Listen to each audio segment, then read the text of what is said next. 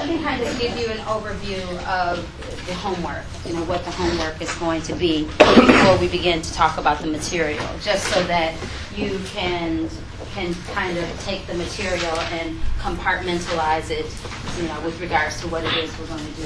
So the homework assignment is all about what is sociological theory. What is sociological theory? And in order to really understand what sociological theory can be, we talk about a series of theorists. Those are the people who put the hypotheses together and come up with some core idea about how people interact or why people interact. So we're going to chime in on several different theorists so that you can get an idea of the answer to the question, what is sociological theory? So there's so many different sociological theories, and those theories fall into a variety of different subject areas. But in order to begin to place them where they belong, you have to understand these things called units of analysis.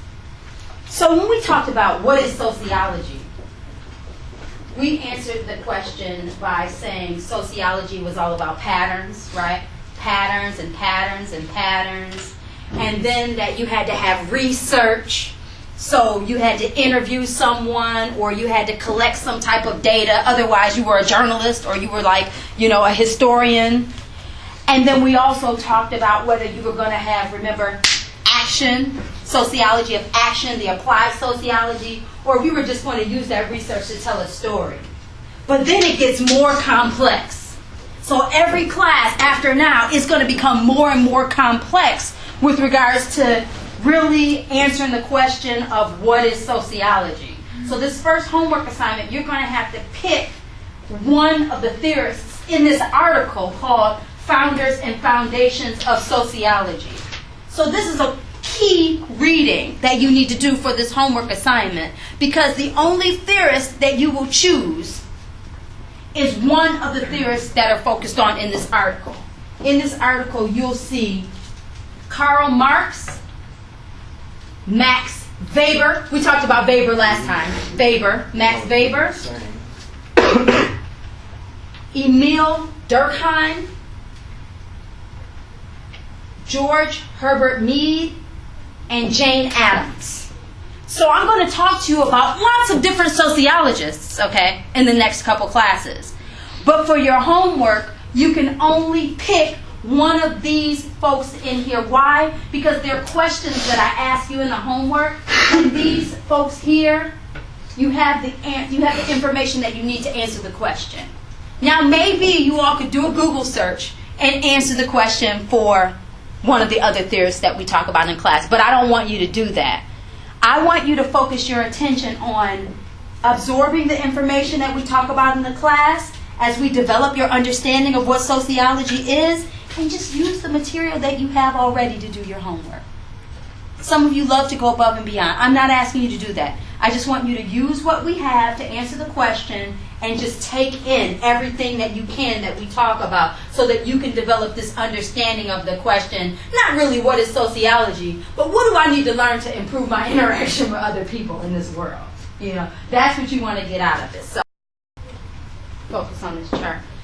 So this chart here is going to explain to us, it's going to name the theorist that we want to talk about, okay? Then it's going to introduce the units of analysis. And I'm going to explain to you what units of analyses are. We're going to also understand whether these theorists are using our applied sociology. That's when they want to change something. They want to change how you think or how you see something. They want to change the rules. They want to change something in society. They don't like something, so they want to change it. Or are they just trying to help us understand patterns of behavior? Why people are doing this. So I'm not telling you this information about basic sociology to change your mind. I'm just giving you a general way to understand something and to think critically about it. So we're going to talk about the theorists, the unit, and whether it's basic or applied. And then on top of that, some of the researchers do information by interviewing people using qualitative data. Others do surveys. They figure out a way to collect quantitative data, survey statistics. So some of the theorists are going to use interviews. Others are going to use stats.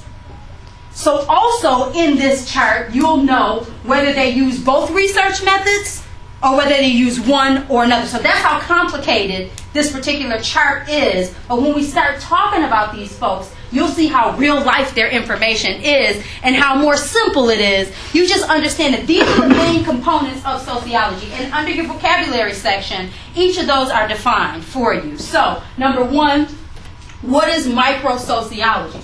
Microsociology is the type of sociology that people focus on when you're talking about the individual.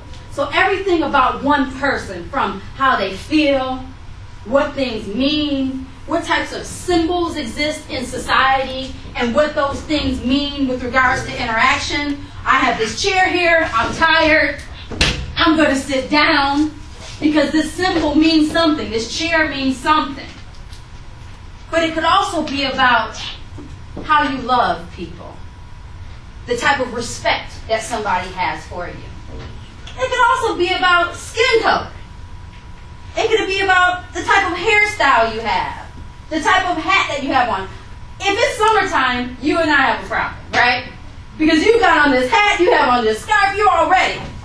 So I'm going to look at you, and I'm going to assume that you're wearing this for a reason. So everybody, we're all doing something for a reason. And when you talk about micro level, all the little things, all the small scale things that deal with the individual and the individual level interaction, that's going to be micro level. So whenever a theorist is doing a micro level theory, you're going to expect that they're going to be talking about anything that can relate to the individual or things smaller than that. Well, typically, that type of sociology is a blend between psychology and sociology. Why is it a blend between psychology and sociology? Because psychology is the study of the mind. The study of your mind, the mental capacity, how people think, how people feel, brain waves, psychological development. Well, there's a type of sociology called social psychology. It's called social psychology. That's micro level stuff. So that's everything from things about the individual to emotions, feelings, relationships to symbols, and meaning. It's all about meaning. So if a sociologist is talking about something and it deals with the micro level, those are the topics that they're going to focus on. So when we start talking about these units of analysis, it's really going to help us chime in and to understand what types of topics are these people introducing in sociology. So if somebody says, who's a micro level theorist? Jane Addams. Jane Addams is a micro level theorist. Well, what's she talking about? Well, she's talking about women and children. She's talking about poverty. She's talking about trash collection. She's talking about issues that are going on in the community, things that are impacting the mental health, the health and wellness of individuals. She's interviewing women. She's interviewing women and she's talking to them. What's going on in your life? What are some of the challenges that you're experiencing? How is this impacting whatever it is that you're going through? One by one, not in focus groups, but one by one she's interviewing these individuals and trying to find out what they need help with. What can we do to help you? What do you need? What are some of the things that are going on in your life and what does that mean for you? How can I create an organization to help you? And that's when we start moving into organizational level. And so when you see that a theorist is doing two things, that may not mean that they wrote one paper. They may spend their lives doing sociology. You understand? And so sometimes, my life, at some point in my life, I may want to work just with individuals.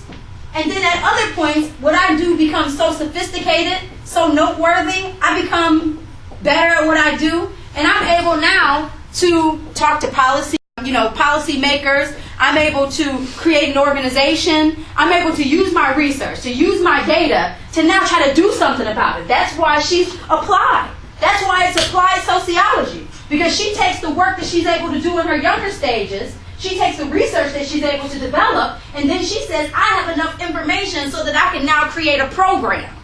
So now I'm doing organizational level research. That's what Jane Addams is doing at this point, because she's a freedom fighter. She walks the walk, she talks the talk. She's out there doing policy making, she's promoting things, she's trying to generate change, she's trying to make something different happen. And now she's not just working with one or two individuals on a micro level. Now she has focus groups. She has groups of women coming in. She has groups of children where she's providing for this entire group. So now she's not asking the question on the individual level, on a micro level. This is where she started out. She's not asking the question, Tracy, what are some things that can help you and your family? And then she goes with a group of her little buddies of, let's try to get a blanket for Tracy. Let's try to get such and such for Tracy. And then she goes back to Tracy. Here's a blanket. Here's some pillows. Here's a toothbrush. That's micro level. But when she steps up to organizational level, she's able to work with mounds of people to figure out, how can we create this whole house? How can we create the whole house and have this huge movement where policymakers begin to invest money in this organization so that we can do things for groups of women, so that we can do things for groups of children? Now her initiative becomes bigger, because now she's not just focused on Jane or Lisa or Tracy. Now she's focused on this whole group of people, this group of impoverished people, and what she can do to help them. It's a different type of sociology. When you're focused on an entire group, and you're focused on their roles, the relationships that they have as a group, that's totally different from doing one-on-one stuff with people. Now you can talk about what you want to do for your brother. You can talk about what you want to do for your sister. But it becomes different when you're having a conversation with your boyfriend about what y'all going to do for your family. I can't do everything for my family that I can do just with my sister. So it becomes a totally different conversation when you start talking about the entire group and what you can do or what you need to do for the entire group. The solution for the entire group may be totally different than the solution that you come up with to help one person. Because focusing on one person, there's so many different things that you would chime in on or understand. You may not be able to do that on a group level, or it becomes, a little bit larger. So when sociologists focus on the organizational level, it's so much bigger than just focusing on the individual. But as we start talking about different sociologists, it will become more simple. Because the more you get it, the more we talk about these different theorists, then the more you'll understand about each of these units and what these units mean in sociology. Harriet Martineau. Harriet Martineau is one of the first women to do sociology. Here's the problem. The problem is that Harriet Martineau did qualitative research. She would get on the boat, and she would have these different women come on the boat with her, and they would row, row, row your boat gently down the stream, and she would talk to them about things. She would ask them questions and collect data, gather information. She learned that, some of these women, they weren't just stay-at-home moms. They were creating the foundations of the businesses for their husbands. They weren't just secretaries. They created the entire idea. They were inventors. They were business people. They created the statistical design. They created the idea. So Martineau found out all this information about how all these women were stakeholders and the idea holders in the communities. But guess what? Do you think anybody would publish her work? No.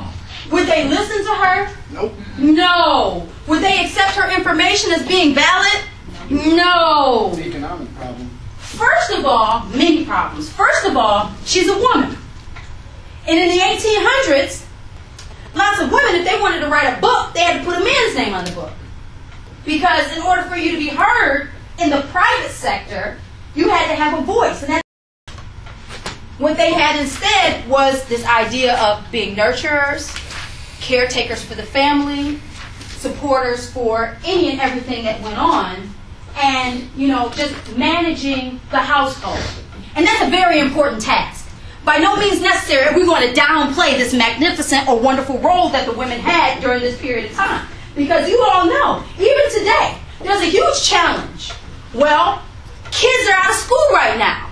School's closed. So you got mom and dad there. Who's going to stay home with the kids if you don't have enough money? Who's going to sacrifice their time on the job to take care of the kids? We still have these major questions about nature versus nurture. You know, whose responsibility is it to take care of the children? And in every family, there's a different answer, right? It's different for everybody. But in the 1800s, the answer to that question was more traditional, more functional. It was a woman's role. It's a woman's responsibility to take care of these things. Remember, you can't get your egg back. Y'all remember that philosophy? You can't get your egg back. So even though that was a strong traditional philosophy in the 1800s, there's still mounds of families who still understand that, you know, even though the woman works full time, she still got to do that laundry. So there are still people who believe this and follow these patterns because they were traditional patterns. And it's just a part of life. Once something is a traditional pattern, you still have a little taste of it in your mouths if you want to. Harriet Martineau told a story. She worked with these women. She spoke with them. She gathered ideas.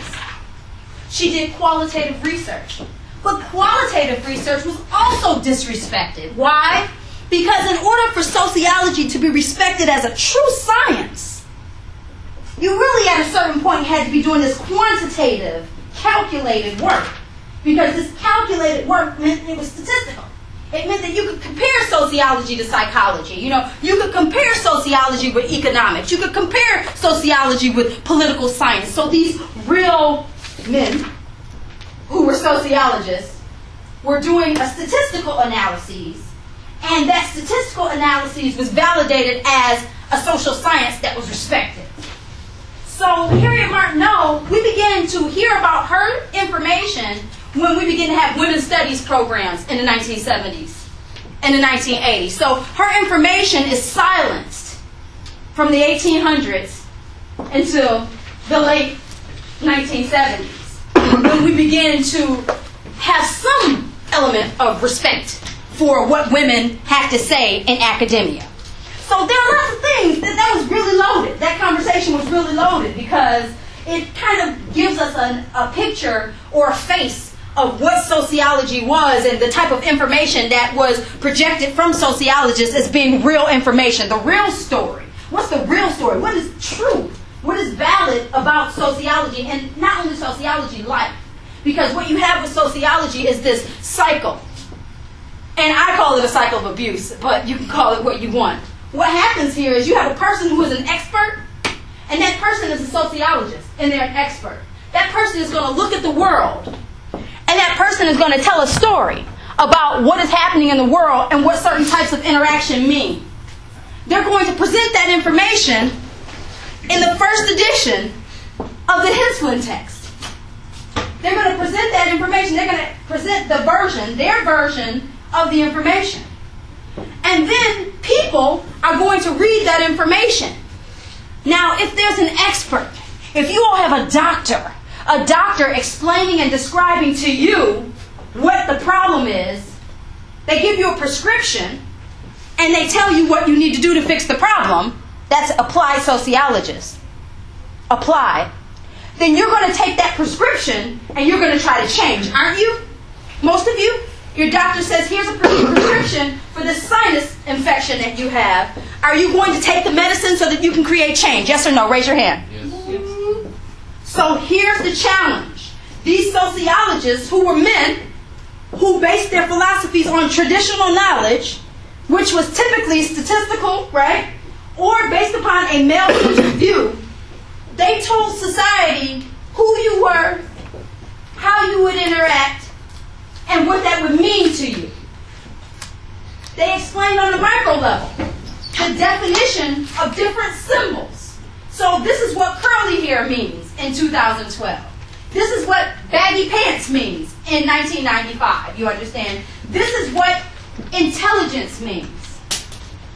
This is the group who can be intelligent in 1965. Here are the groups of people who fit in this particular situation. If you're an accountant in 1970, you're probably an introvert. You're good with numbers, right? I think so. We're going to define the role for you on an organizational level. Excuse me. We're going to tell you how you need to act and how you need to behave and what you need to do on this organizational level, on the group level. We're going to tell you how you need to act in order to get this job to make this money. We're going to tell you this is how poor people act. This is how middle class people act. This is how rich people act. We're going to define the roles for you, these people. And we're going to tell you how you need to conduct yourself. And you know what? You're going to drink the Kool-Aid. You're going to do it. Why? Because you want that job. You want to make that money. So if somebody tells you that this is what you need to do to experience the American dream, you need to have a white picket fence. You need to have a 2-car garage with 2 vehicles. Baby golden retriever. Yeah. You need to have the dog. You need to have the job. You need to have a certain salary. You need to dress this way. You need to use this type of vocabulary. These are all the things that you need to do to fit in this particular role. And you all try to do it. You achieve it. Oh, yes, you do. And they even have commercials now. They have commercials on television. My daughter and I are watching television. There's a blow dryer that'll swivel your hair and make curls. She said, ooh, I want curly hair? Is that what fashion is? Well, that's what these fools on television are telling you fashion is. And it'll keep coming on. The commercial will keep coming on in between every show until you go out and buy it. You all go to the store and they say, what's your zip code? You tell them. And they're running a GIS analysis, Geographic Information Systems. They're finding out who in this community purchases what product, how much of this product do you purchase, when do you purchase it, so they know exactly what commercials they need to put on in your community. They know exactly how many stores they need to have. They know how much of this product they need to put here for you to buy. They're figuring out exactly how to get you to do what you need to do. These experts that are writing your books and telling you about symbols and what things mean, what roles you should play out, what groups of people should do things. They also control the policies, the laws, the rules and regulations in the major institutions in society. The funny thing is, the word institution is not a jail, you know. It's a major social system that controls a huge stream of thought. An institution like the economy, the politics, education, religion. Those are our major institutions. The experts are controlling these major institutions. And the rules and regulations in the institution allow you all to understand what roles mean and what roles should exist. And they also help shape your personality and how you think and how you feel about things. Money will make you act a little funny sometimes. Oh, you were all down and out when you didn't have any money, but now you hit the lottery and your walk even changed. You used to walk like this. Now you got $1 million. Your knees touch your chest. When you're walking, everything's changed. Your smiles change. All of these things change about you, because of these institutions, religion, based upon your religious values or beliefs that can impact, how you feel about lots of different symbols in society, how you feel about certain people, certain ideas, certain thought processes, certain actions. Religion can impact all of those things. So you got folks controlling the institution. That's macro level.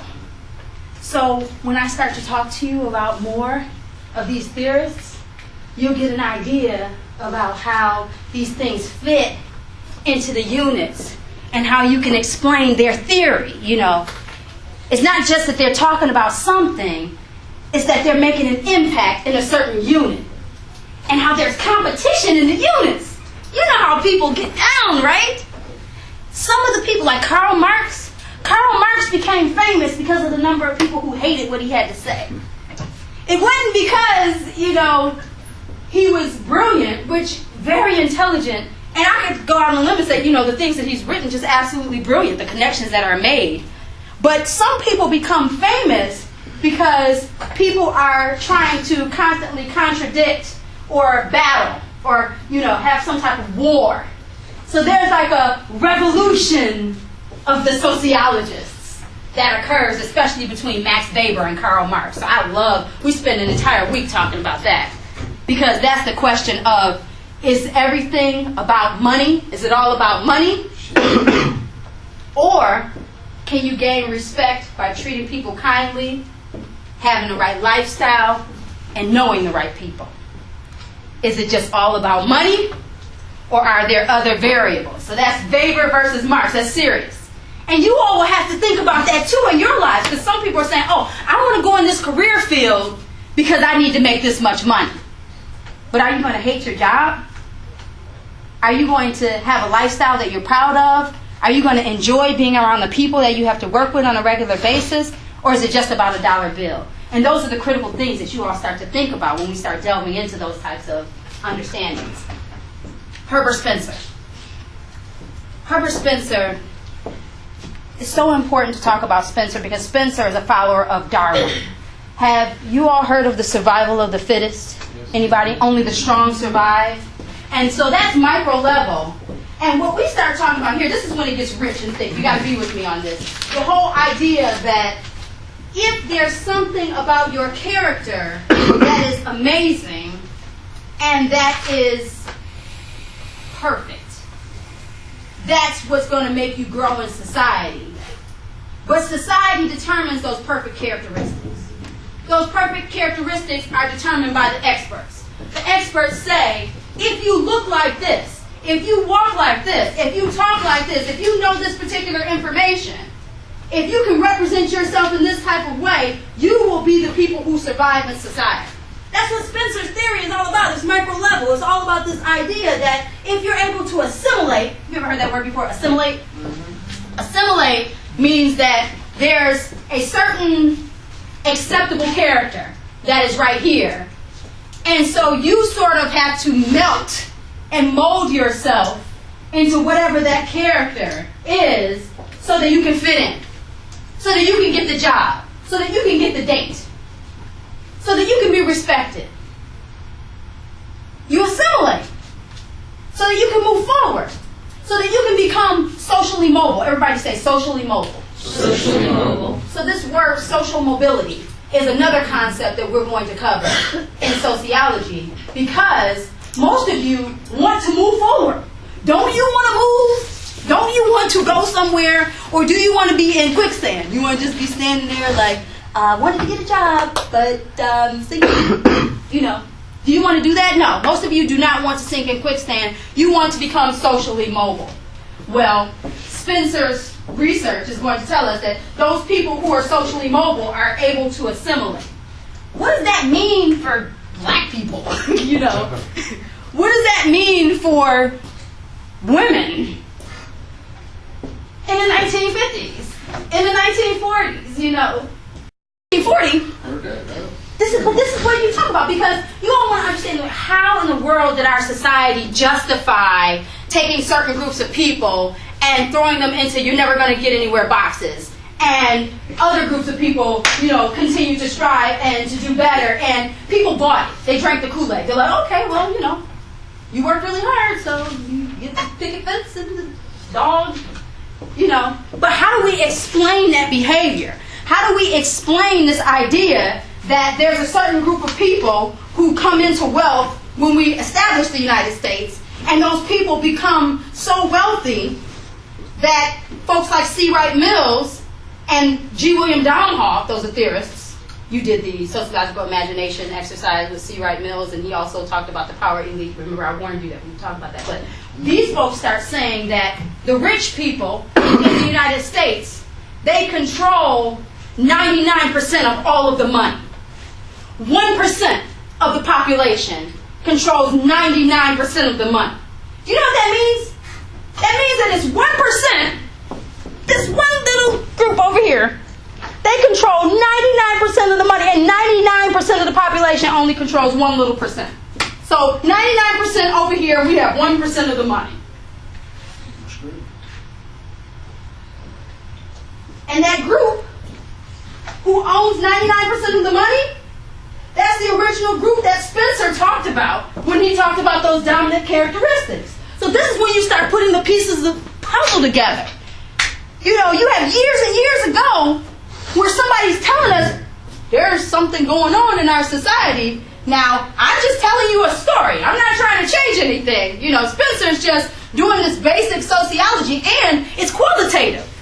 So it's not quantitative, so it's not really being observed as this respected content, you know.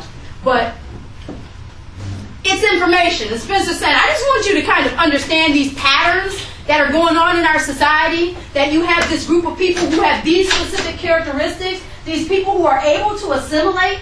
And we'll talk about that too in our class. Like there's some PowerPoints that you can look at. If you've already skimmed through the course, you see some of the PowerPoints. When we start talking about race relations, there's a pictorial PowerPoint that will probably blow some of your minds, you know. Just this understanding of what assimilation is and what it's become and reasons why people discriminate against people across different ethnic groups. It's unbelievable what has happened in the United States. Things happen in the United States that did not happen anywhere else in the world, you know. And we'll get to that and we'll talk about it. But it's just these core theories that really help us understand the foundations of, you know, what's going on. Not that there was a racist rhetoric going on, but that it was all about these major characteristics. So if you focus on micro level, you make it about symbols. Then it's not about attitudes and behavior, you know. Then it's not about a system that is racist or discriminatory. It's about the individual's ability to absorb and maintain and to hold on to these characteristics. So, you know, how is the black woman able to strive and to be successful? Well, she has to act like a man.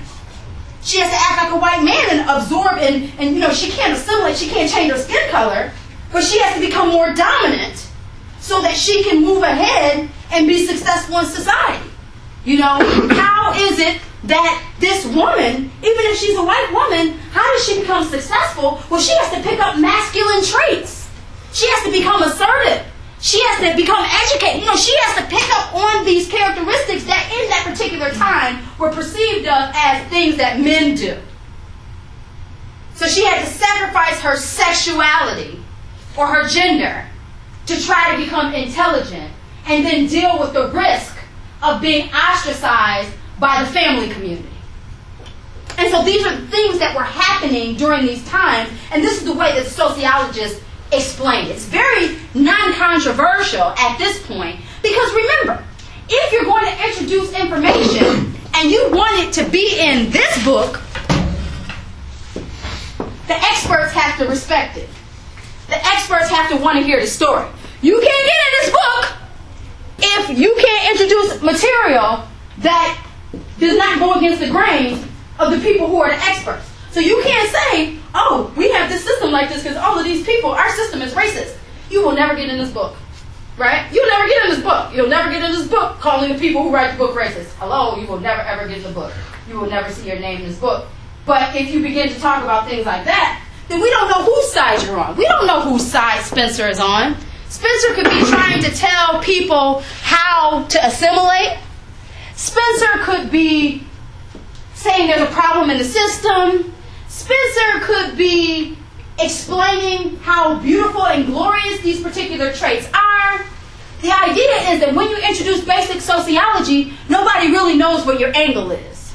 You're just introducing patterns. You're just providing a clear understanding. And so the challenge with producing basic sociology is that anybody can take your information and cite it. You know what that means, to cite somebody's work? It means that you write up a story and then you say, oh, I'm piggybacking on this work that Spencer did. And then you take that work and you take it to another level. So when you do basic sociology, when you don't have a critical perspective, then anybody can take your work and take it wherever they have to go. Because you haven't said, look, this is about change. This is about something specific. This is what I want you to chime in on. This is what we don't like. This is what we do not want. This is what we do not want you to do with this material. But if it's basic, you're not giving anybody direction with regards to what they do with it. You're just saying, here's some information that I want you to understand that's going on in society, and we just want you to know that this is happening. So people who do basic sociology aren't as controversial as those people who are doing applied sociology. And their work is typically pushed up.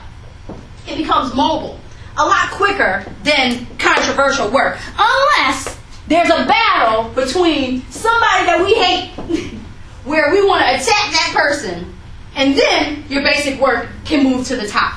When you create controversy that works in the best interest of the people who are creating the reality. So if you attack somebody that we don't like, then you can definitely get your information in the book. So it becomes very difficult, very, very difficult for those people who cannot assimilate, for their information to be respected in society and to be integrated in what we call academic material. It doesn't become academic until it's perceived of as being intellectual content. And that intellectual content has changed over the years as our laws and rules and regulations and understandings about groups have changed in the literature. So sociology has transformed as the rules and regulations in our understanding of equality or equity, there's difference, have changed. Equity versus equality. Let me focus on that really quickly for you. If something is equitable, then that means it's fair. If something's equal, then that means it's the same. So a lot of times when we're fighting for gay and lesbian rights, for women's rights, we're talking about equity. Because we're not trying to make things the same, we're just trying to be fair. When we start talking about groups of people of color, because we know that race relations were socially constructed and that everybody in here, everybody's a human being. There are no biological distinctions between us because of our colors of our skin. We are all human beings. There are no monkeys and apes and animals in this room right now. Everybody in here is a human being. So when we start talking about equality, nobody here should be treated differently because of their skin color. But when we start talking about sex, we all know that men and women have different hormones, you know, we have different roles. Some produce babies, some don't. So when we start talking about laws and rules and regulations, that's when we start talking about equity. So there's a difference between equity and equality. Now some people want to talk about women's rights using this term equal, but we know that biologically men and women are different. Everybody knows that, right? You understand that men and women are not the same. And so when you start talking about should she be a firefighter, you have to focus on her health and wellness and reproduction possibilities and how the fire department can get sued if something happens to her and she can't have a baby anymore because of this job. George Herbert Mead. George Herbert Mead is Jane Addams' buddy. They're buddies. But remember, they're different though. Remember? They're different. Now we have to be fair, we have to be equitable when we talk about Jane Addams and George Herbert Mead. Yeah, both of them did the same research together, researching, doing interviews with women and children, trying to figure out what their needs were and what they could do to support them. Jane Addams moved on to be a freedom fighter, a political activist. But we didn't call her a politician, we called her a social worker. Because she was working to help women and children. So she was a social worker. Even though she was writing new law and policy, out there dealing with politicians, trying to change society, because of the topic, because of the subject matter that she focused on, because she was not talking about the economy in particular, because she was not talking about the political system in particular, because of her central focus was women and children, she was a social worker. Karl Marx, he's a politician. He's a political activist. Max Weber, political activist. Jane Addams, social worker. George Herbert Mead started talking about symbols. how symbols can be very valuable in society. What these little things mean to us in our lives. Something as simple as trash collection. Do you know what life would be like in a community if there wasn't an effective trash collection system? The disease, the bacteria, how unsanitary it would be. Little symbols and how symbols could affect life. He started talking about things like identity. Who you think you are. Who you are. He talked about identity. How do you feel about yourself? And how does that feeling about yourself impact how you communicate with other people? Do you love yourself? How do you feel about yourself? That's micro level. Do you all love yourself? Have you ever thought about that? Do I love myself? Then let's think about the symbols. Let's think about the things that are happening in your life, the circumstances, the situations. Do those situations help you to remember every day that you love yourself? So are you in a situation that shows me what you think and what you feel about yourself? You love yourself. Or are your situations that you're in contradicting what you're saying to me right now? You're telling me you love yourself, but you're in a relationship where somebody treats you like crap. Howard-Bostic talks about self. And he also talks about this term called self-concept. Say that for me. Say self-concept. Self-concept. This is tricky. How other people see you will impact how you feel. So the interpretation that somebody else has of you is going to impact how you feel. That means your self-concept is really high. So if you really care about what other people think, you have a really high self-concept. So you could go on a date. You're going on a date. And you just spent all this time picking out this outfit that you think looks fabulous. And the person shows up and they say, "Where'd you get that outfit?" Have a very high self-concept. And you say, "Well, I have to go to the bathroom. I'll be right back." And you go and you change your outfit. Because you really care about what this other person thinks. And you value this other person's opinion. Hey, that person could be your mom. If you get ready to go somewhere, you know mom loves you to death. And mom says, "You're looking like a damn fool right now. You need to change that outfit." If you have a really high self-concept, then you may say, "Well, okay." If you have a mid-range self-concept, "Well, what's wrong with it, Mom? I thought that, I know there are different grays, but I got a different shade of gray here and another shade of gray there, and I got the other shade here. Then I put some silver bling in there, match the fringes. Got the bling on the earrings. What's wrong with it?"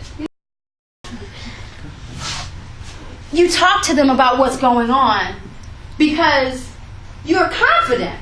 You are confident. But what that other person has to say, it really matters. It really matters to you. And some people have a really high self-concept. And it doesn't mean that what any random person says matters. But there's some people in your lives that are so very special and important to you. You value their perspectives. You value their opinion. And when they say something to you, you stop and you think. And you self-evaluate. You self-evaluate because you know that they have your best interest in mind. And you're going to think critically about what they have to say. So their existence in the world, it really affects how you live your life. And so some of you have really, really, really, really high self-concepts. And you find yourself on a regular basis, this is George Herbert Mead talking here, you find, on a micro level, you find yourself constantly self-evaluating, constantly thinking, did I do this right? Am I making this right choice about this? Is this the person that I should be dating? Is this how I should wear my hair? Is this the area of study that I should be, actively involved in? Is this where I should be going to school? Is this how I should walk? Is this how I should talk? Is this how I should think about this? Is this how I should feel about this? You're constantly evaluating yourself and what you should do because of another person. So that means you're not living in this world by yourself. You're not alone. We need each other. And what other people think, that's going to impact who we are and where we're going to go in the future. It's going to impact our attitudes. It's going to impact how we see things. It's going to impact what things mean to us. It's going to impact our futures. Another person, somebody else, other people. George Herbert Mead is letting us know on a micro level that other people are going to matter in your lives. That you're not living your life in a vacuum. That you're constantly going to be influenced by the people who are around you. Well, what's that? Check yourself and check who you're hanging with, right? And we talked about that before with social learning. Baby, I'm going to be your motivation, right? We talked about this idea that, what you're around and who you're around, how you're absorbing that information, and somehow unconsciously you could be acting or doing something. But there's also a conscious element here. Not just social learning theory, not just group theory, organizational level, not just social learning theory, but on a micro level, this idea of self-concept, this idea that those people who are important to you, even if you don't think they're important, and it can even be somebody you hate, can impact your next move and what you're doing. So be careful. If you hate somebody, get them out of your life. Get them out of there. Don't let them impact your mojo, your energy, your emotions, how you're moving and what you're doing. Because that person that you don't care for could be impacting your productivity. Get them out of there. Get them out. Not him, get them, whomever, out. So that you can continue to make your decisions if you have a high self-concept. Self-evaluate. At the end of this class, you all should be thinking, do I have a self-concept, high self-concept? Who's impacting how I think? Who's impacting my every move? Who are the people who are most important? Do I have rotten apples in my community? A rotten apple can spoil the bunch. If there's a rotten apple that is spoiling your attitude and is spoiling how you make decisions and what you do, think about how much you interact with that person and consider how much you can move them out a little bit. Even if it's your cousin. You don't have to answer the phone every day. Every time I talk to this person, I got a damn headache after I get off the phone. Today, I want to be productive. So when they call at 4 o'clock, I'm going to let that go to voicemail. Because I know that I can be more productive if I'm not dealing with this conversation. I can talk to them about that later, after I do my homework. And I need to be productive. I need to think about my time. I need to think about my energy. I need to think about how these people impact me, because I know my self-concept is high with this person. I know it's like this. And I know this person can trigger things that other people can't trigger. I know this person has an effect on me that other people don't have. George Herbert Mead, micro level, self-concept, feelings, self, meaning, emotion, how other people impact you, that's micro level. Weber. We talked about Weber a little bit already. You all know I'm a Weber fan. Why am I? I think you all can get the most out of sociology of emotion. That's what Weber talks about, sociology of emotion. Weber talks about social networks. Weber talks about respect and authority. He talks about religion. He talks about religion and the various ways that religious motives, the Bible, ideologies, how they drive your emotions and your feelings and your thought processes, who you want to be around, how you negotiate ideas. Weber talks about all of these things in his research. On a micro level, Weber's going to focus on respect, status, prestige. Well, if you want to have power, because he's one of our power theorists, if you want to have power in society, well, one thing that you want to work on is the amount of prestige that you have. So what is it about you? What do you deliver? What do you bring to the table? What is so special about you that makes you stand out in the crowd? What about your character is so fabulous, so dynamic? What is it about the way you walk, the way you talk, the way you move, the way you interact, the eye contact that you give someone? What is it about your style? What is it about your attitude? What is it about the way you love? The way you show somebody that you care. How compassionate you are. How affectionate you are. How assertive you are. How clear you are. How matter-of-fact you are. What is it about you? How snappy you are. How she told him you are. All snap. All snap, watch out, you know. All of these things affect your status, your rank, your level in society. So if you want to improve that, adjust your attitude.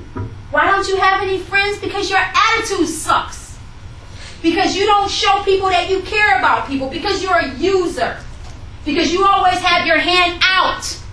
And you're never putting anything in anybody else's hand. Because you always want something. You always call somebody because you want something. You never call somebody and say, hey, how you doing? I was just calling to say hi. No, you don't have time for that. You're too busy. The famous words of Sweet Brown. Ain't got time for that. Ain't nobody got time for that. You don't have time. You don't have time to call somebody and say hello. You only have time to use somebody to get what you want.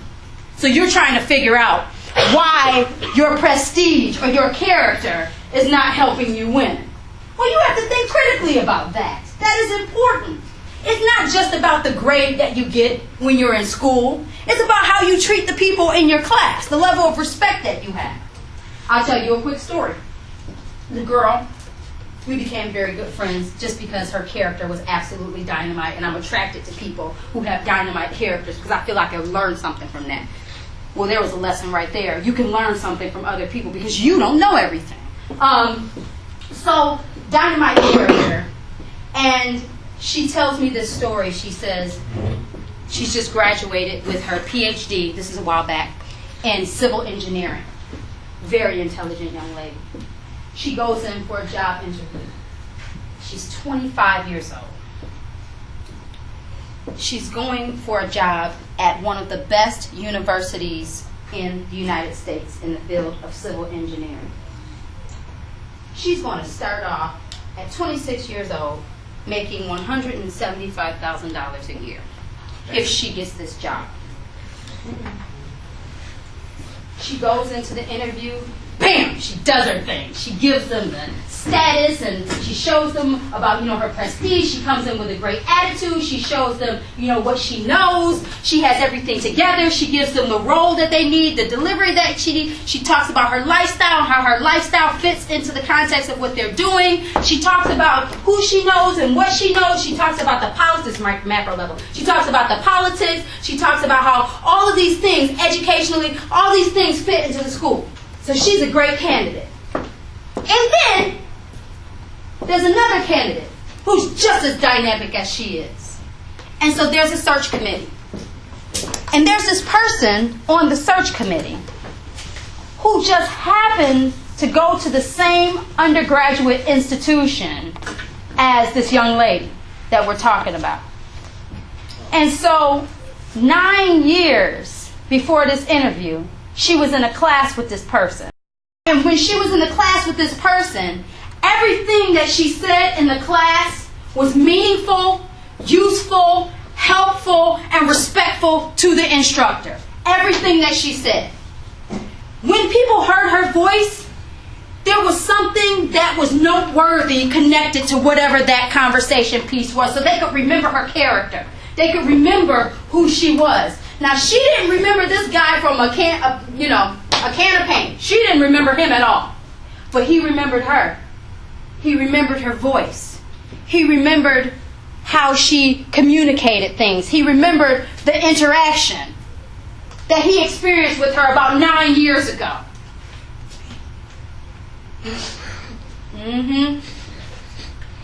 So, when you're in your classroom and you just want to shout something random out, you never know what the people around you are going to remember. And you never know how those things are going to impact your status or prestige in the future. Somebody that she never met, who watched her interact 9 years prior to getting this job, co-signed on her getting that job. She got that job because somebody remembered how she behaved 9 years before the interview. Be careful. Watch how you interact, how you communicate.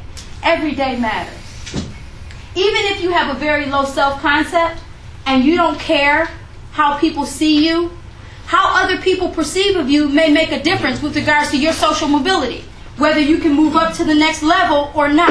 It's not just about the grade that you get in a class. It's about how you carry yourself, how you interact with the faculty, how you interact with the other students. It's about how you negotiate ideas. It's about your social network. It's about who you meet and who you affiliate yourself with. It's not just about a grade. It's not just about a dollar bill.